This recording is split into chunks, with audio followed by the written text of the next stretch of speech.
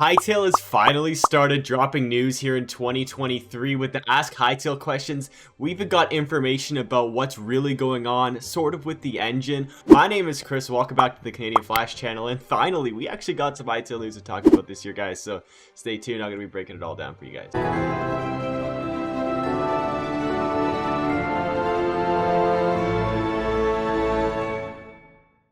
Hey everybody, what's going on? Chris here, otherwise known as Canadian Flash, and today, guys, I'm going to be doing my first Hytale video of 2024. I almost said 2023, but it is 2024, and usually I do a round of predictions for what's going to be coming in the future for Hytale and coming in for the future year, but I'm not going to be doing that this year. I mean, I'll be doing it maybe a little bit at the end of the video to just, get them out there. But I'm feeling like this is going to be a big year for Hytale, guys, and to start off, I think we're going to be getting a whole bunch of information this year, and it's already started off. During the Hytale podcast, we were saying on January 28th, we're like, wow, can't believe they haven't started Ask Hytale yet, and now they've started Ask Hytale 2 days later after the podcast was uploaded. They actually did an Ask Hytale question, which is exciting. So we're going to get into the first one right now. So the first Ask Hytale question was a question from Louisa on Twitter, and this was answered by Alex or Sierra, the senior UX designer for Hytale. And this question was about accessibility options for Hytale. In the example that Louisa said, she says that she is deaf and she likes subtitles for sounds, and her brother can't read small text. For some people that have ADHD as well, and even some dyslexic people as well.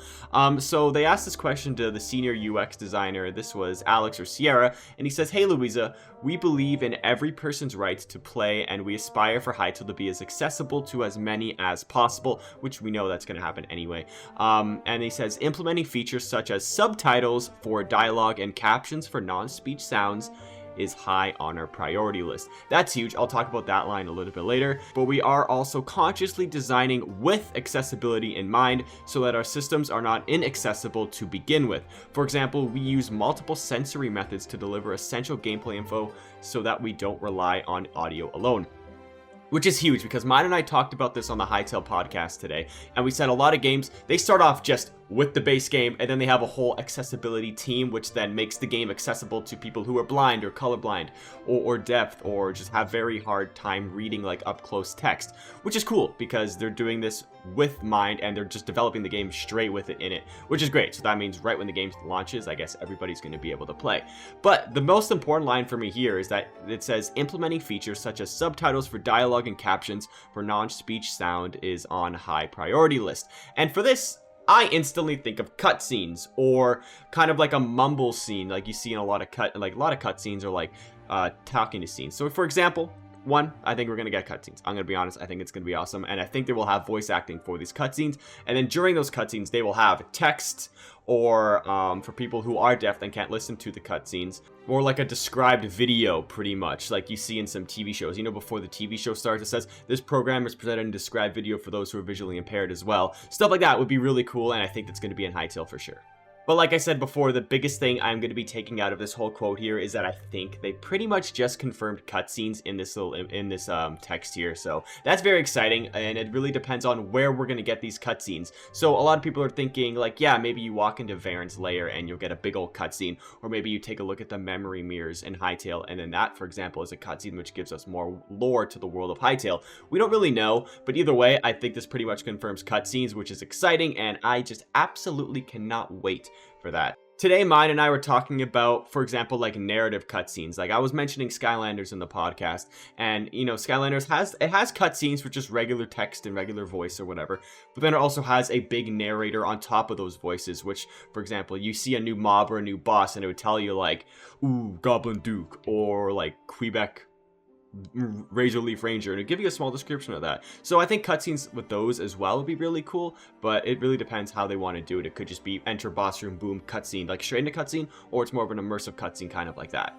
Another big thing that has come into the news in the past week or so is John Hendricks confirming that factions can expand their villages. And to me, this is probably one of the biggest news we've heard in a while for Hytale in general, because we actually got a clear-cut answer from John Hendricks. This question was from Ollie Panders on Twitter. This question was asked December 4th, 2023, so it was last year. And he says, "Hello, Mr. John. I have a question. Can different factions expand their bases?"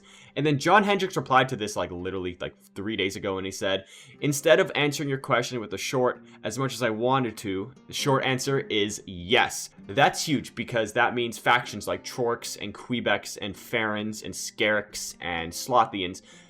For example, you walk up to their base, maybe your first day of playing Hytale. Then you come back maybe 2-3 weeks later, maybe even a day later, and their faction could have a bunch of different, maybe more buildings or huts, or however, maybe new trees for Quebecs that are part of this base.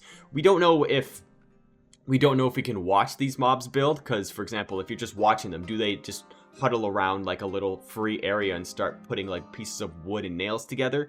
Or will it be more you load them out of your like render distance, you come back maybe a little while later, and boom, brand new building?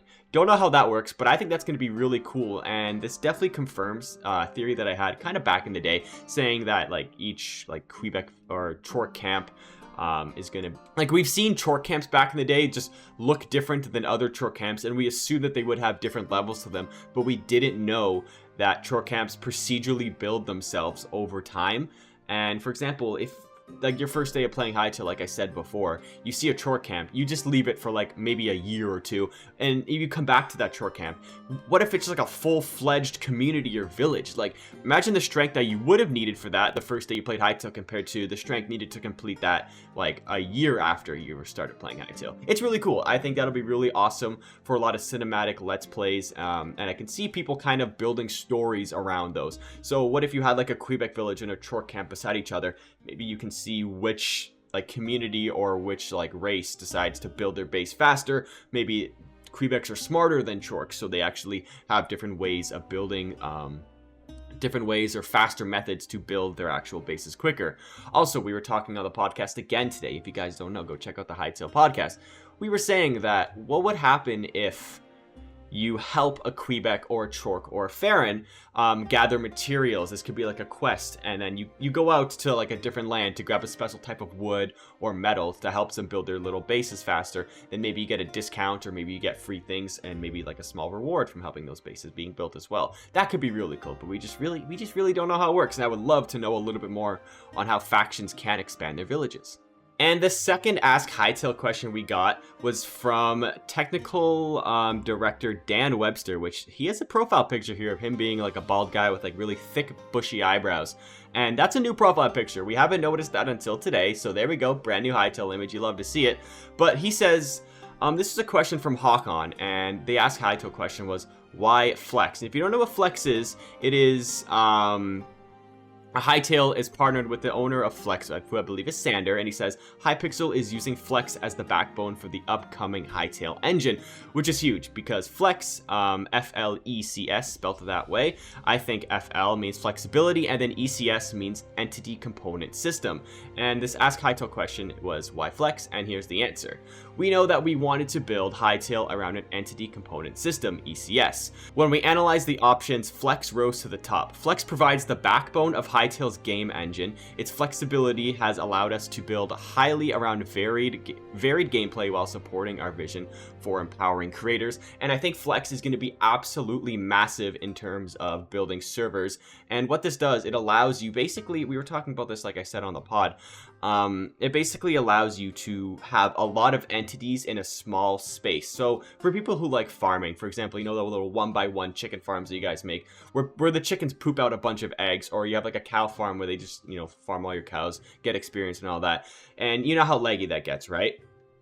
With Flex, it'll be a lot less laggy. So maybe instead of like 10 cows until you experience frame rate drop, you maybe have like 20, 30, 40, 50 cows until you start experiencing a frame rate drop. And for me, like I said before, this is huge for servers, because you ever just log into like the Hypixel Minecraft server or any other server out there, and all the players with better computers than you have like these crazy next level particle effects around their little Minecraft Steve, and it just lags out like a lower end computer. Like I used to have a low end computer, and I remember loading up Mineplex or Hypixel, and the lobbies were always the absolute worst because people have companions, they have particle effects, they're shooting chicken eggs across the entire field, they're literally riding on ender pearls to fly around. All of those have massive effects in terms of your frame rate in game, and that's why they had like Optifine and Sodium back in the day to help counteract those. But now with ECS, you can have a lot more entities in a specific render or a specific space, and it would allow the game just to be much more fluid, and you will be getting a lot more frames per second, and it'll just be a lot more optimized, which is awesome. And we are trying to get the owner of Flex, his name is Sander, on the pod, but we don't know if we can do that yet. We're trying to get permission, but like I said before, we just don't know what we can get right now. So stay tuned. It's only been like 3 or 4 days. We've got all that information in a small period of time. So I think February is going to be a huge time for Hytale news just in general. So stay tuned for that. I think we're going to be getting maybe 2, 3, 4, maybe even 5 new Ask Hytale questions this month, maybe once a week. I think that'll be pretty cool. I doubt they'll do once a day, but that'll be awesome if they do. But with that being said, guys, that's all the Hytale news I have for you guys. I think this year, like I said, I'm going to give a little prediction for the coming year. I think this year we're going to be getting possibly, I'm going to say it, possibly a beta announcement. I think we'll be getting gameplay. I think we'll be getting at least 2, maybe 3 blog posts of just updating us on what's going on, how they're transferring the new game into the new engine, and just a little bit more about the team. They've been open recently. Like John Hendricks and Budacat have been on Twitter a lot. Mine just put out a tweet saying Chris Pratt's going to be voicing a character in Hypixel Studios. That's not real. I love my tweets. They're so funny. But yeah, guys, let me know what you think's going to happen at Hytale in 2024. That being said, see you guys next time. Goodbye.